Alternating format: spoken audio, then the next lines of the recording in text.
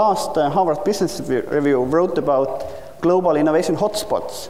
And currently it found that these are kind of Finland, United Kingdom, United States, Singapore, countries like that. And then they had like up-and-comers, and they named India, Vietnam, and Estonia. So I would like you two gentlemen to discuss a bit around these topics, and especially looking from a perspective of possibilities of that center here. I'm happy to start. There's a lot of angles that Estonia can take for how to build an ecosystem and a sustainable competitive advantage. I would suggest that having cheaper engineers than everyone else is not the right aspiration, nor do I think it's been the aspiration of Estonia. And there's a whole bunch of reasons why you wouldn't want to do that, some of which are quite obvious, right? That, you know, differentiating based on our salaries are lower long-term isn't great for your local population. But also, more and more, what we face is a global economy for labor, where when I've got a great developer here in Estonia, another company will come and offer them, you know, a job in you know, Switzerland or France or the US or wherever at those local wages. And eventually wages all become global. And if you're a talented person, you earn whatever the market wage is around the world. So barriers to trade go down in I think, a very positive way. But more importantly, you know, the Industrial Revolution, the first revolution was built in a factory model. You know, Henry Ford figured out how to specialize and create different components. In the technological revolution, I think that breaks down a lot because the value of creativity is so much more important than the value of productivity. So what I've seen in my business career is, you know, there are locations that have specialized as really cheap engineering locations, but all they do is engineering.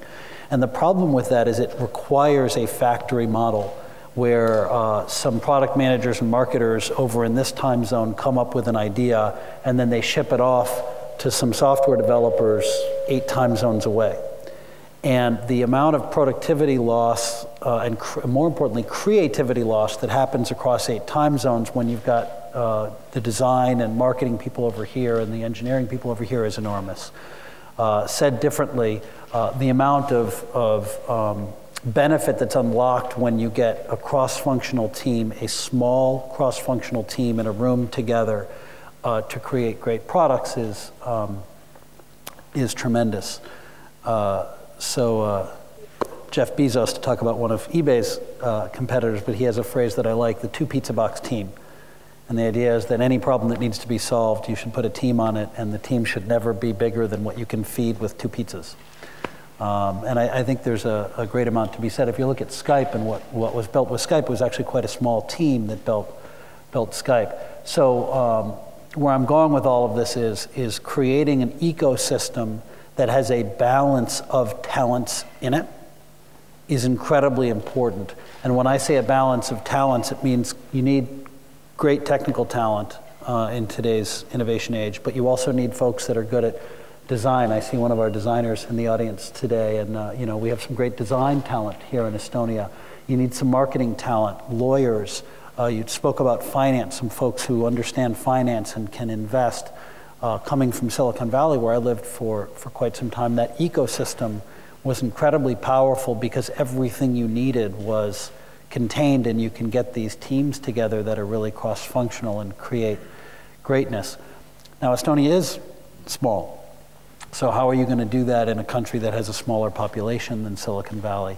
Well, one thing you can choose to do is specialize and say it's not just going to be computer science, it'll be cross-functional, but maybe we focus on communications or peer-to-peer, to be selfish. Pick what works for you, but there are sectors of the economy that you may choose to specialize in. The other thing is importing, being really great at importing labor. So when Estonia becomes known as the kind of place that a lot of people want to move, that's very friendly for the best labor in the world, that has great regulatory and tax infrastructure to allow that importation of labor, it suddenly becomes extremely attractive to me as an employer, and all of Estonia benefits.